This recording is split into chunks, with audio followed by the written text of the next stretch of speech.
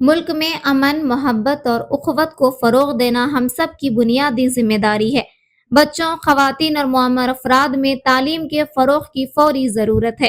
انہی مقاصد اور مہم کو مضبوط بنانے کے لیے بالخصوص جمعیت کے تمام شعبے جات کو فعال اور مستحکم کرنے کی غرض سے جمعیت علماء آندھرا پردیش کے ریاستی عہدیداران نے گنٹور، اونگولو، پالناڈو، نندیال اور کرنول سمیت مختلف اضلاع کا دورہ کیا۔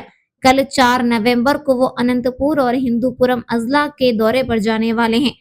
اسی سلسلے میں جمعیت علماء نندیال ضلع کی زیر نگرانی فعال اراکین کا ایک اہم اجلاس منعقد ہوا۔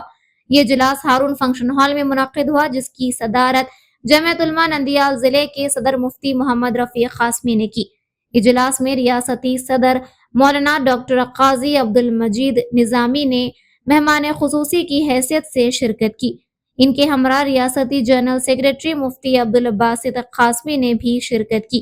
اجلاس میں مرد و خواتین سمیت مجموعی طور پر تقریباً 400 افراد نے شرکت کی۔